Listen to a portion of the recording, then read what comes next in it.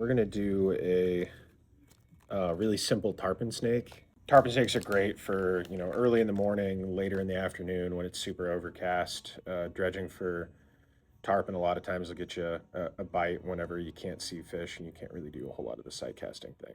So I'm starting with a number or a 3.0 SL12S short shank. I usually don't like going this big on tarpon hooks, but this pattern's a little bit bulkier and I want a big enough hook gap that it doesn't get obstructed by the pattern. We'll start with some black thread and put down our thread wraps.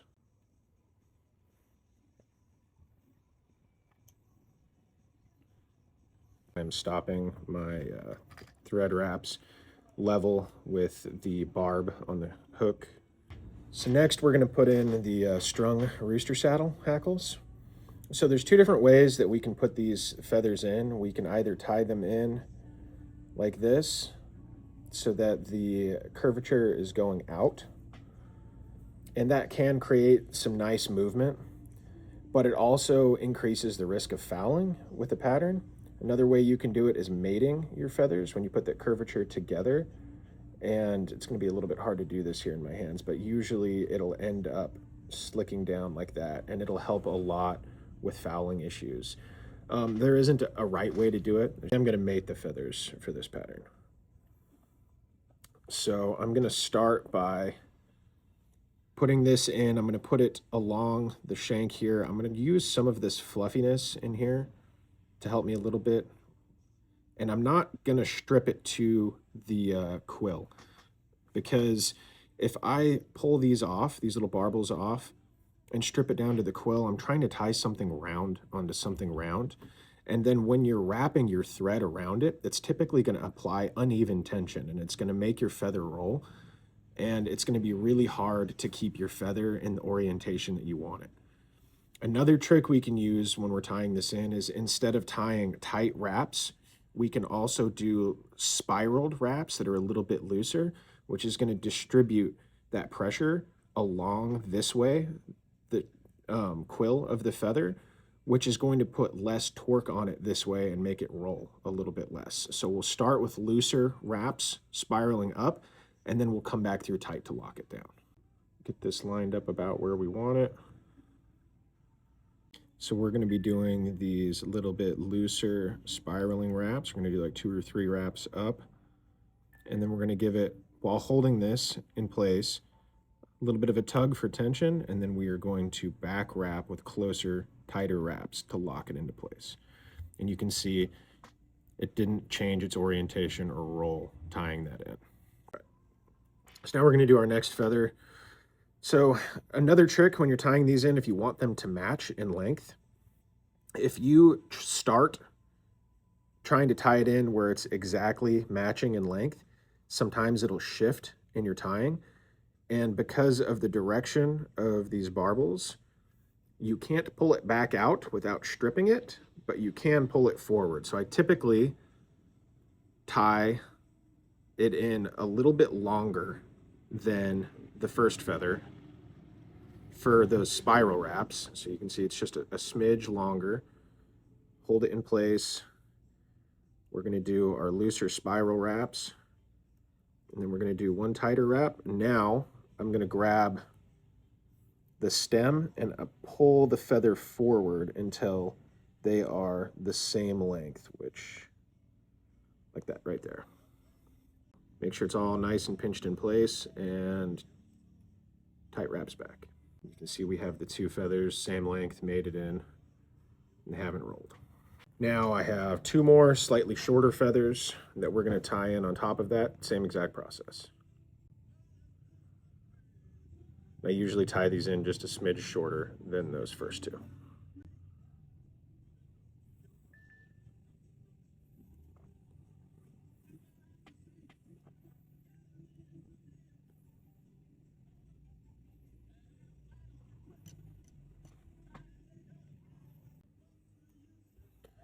And lock it all into place. Now we're just going to trim off all of these. You can just pull them up and trim them flat, but it will often create a hard bump in your shank here that's a little bit hard to tie on. So I usually And I do this with a lot of my materials. I'll just pull it all slightly up at an angle, and I will try and keep my scissors level with the shank of the hook there while I trim these. And that'll just give you a bit of a ramp. It'll add a little bit of bulk having that much extra on there, but it'll help taper it off and make it a little bit of a smoother transition so you don't have to try and tie over a giant bump. And for this pattern, it doesn't really matter if it's super cleaned up. It can be a little bit messy and fuzzy.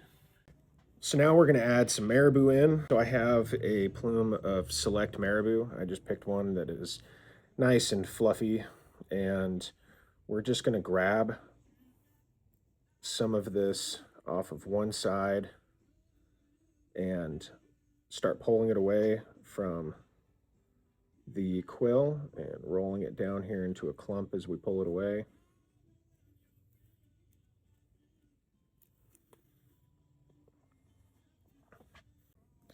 And now I'm going to try and line this up so that it is about a third of the way down the length of my feathers here. We're going to just put that on top, and we're going to do 2 or 3 loose wraps and then push it down with my fingers to try and wrap it around to the top half there. And then we're going to take the other part of our feather here, and we're going to do the same thing.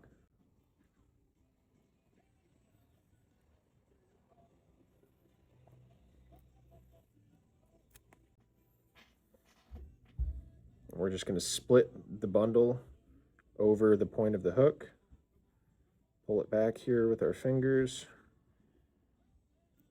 line it up to about the same length, pinch it in place, do 2 moderate tension wraps here, and then we're going to press it down just like we did with the top one.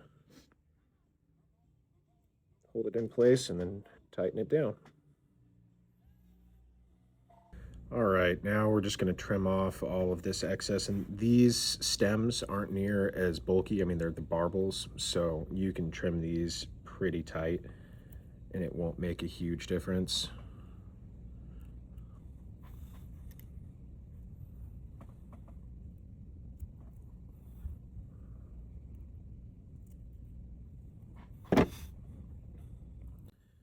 And we're just going to cover these up.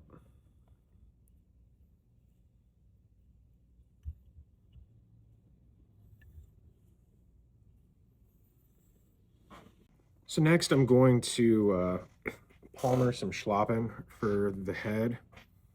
And I just went through and grabbed 2 feathers. I've got some with some of this fluff here in the back, kind of help it blend in a little bit with this marabou and get some movement. And I'm going to start by, I don't know if you can see it very well, but here, the quill of the feather, there's a dramatic change in diameter right about here. And it's incredibly hard to palmer this thicker stuff. And even when you do palmer it, a lot of times it'll crack and break in places, which will reduce the strength of it, and it won't wrap tightly. So a lot of times things will come undone when you're trying to palmer a thick stem like that.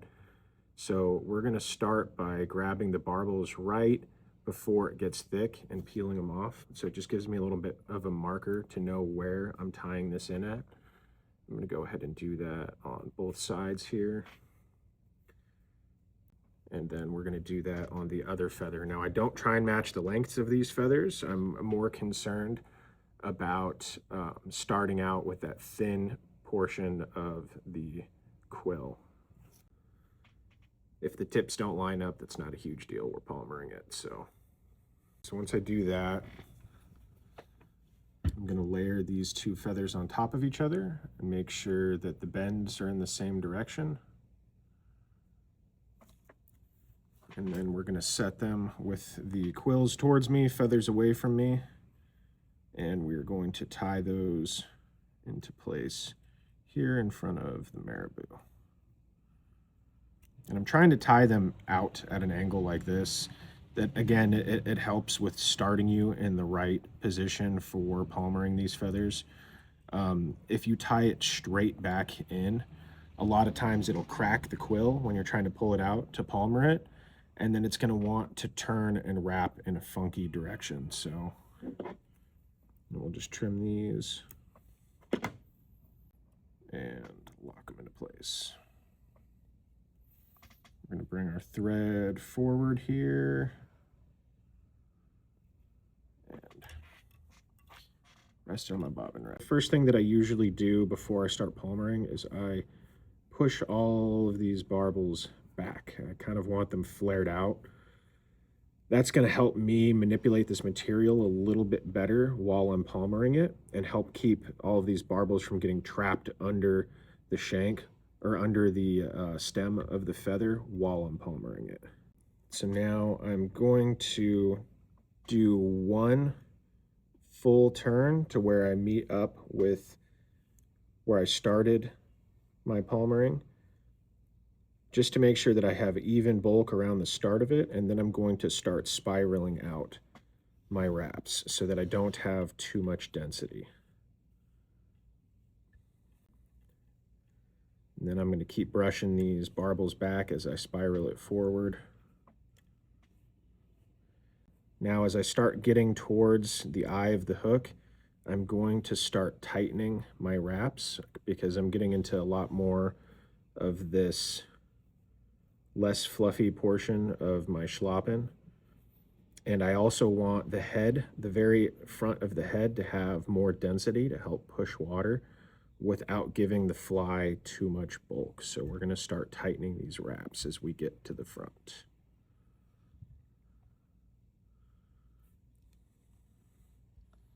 When you say tightening, you mean like stacked closer together? Yeah. So these spirals are going to be closer. And we're going to wrap this all the way to the eye of the hook. Now I know it looks a little bit fluffy and crazy right now, but we're going to pinch that off and tie those feathers in there. Give it an extra little tug just to make sure that that palmering is tight. Once we lock those off into place, we can go ahead and trim these two tag ends. And now from here, you can brush it, you can use your fingers, however you want to do it. I just like to try and push all of these barbels back so that they are all facing the same direction. They're not spiraling. There's some stuff caught in here and kind of see, you can brush it in different directions to untrap some of the fibers that might have gotten caught up in your process here. And then start sweeping it all back. I'm going to clean up this little head here where I tied it off, and then I'm going to start wrapping back on top of those feathers. And what that's going to do is that's going to lock these back into place and create a little bit more of a tapered profile so it doesn't just all fluff out at the head. And to finish it off, I'm going to build up this thread base, make it nice and clean.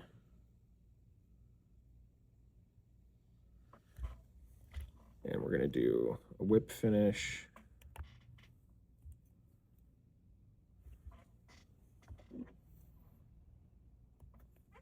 Now I'm going to use some UV resin to finish the head off. This is the Solares Thin Dry. And I'm just going to take some of that and put it on my thread wraps here. Try and keep it off of the schlappen that you palmered on. And spin it around a little bit just to make sure it got nice even coverage. Now keep that spinning while I hit it with my UV.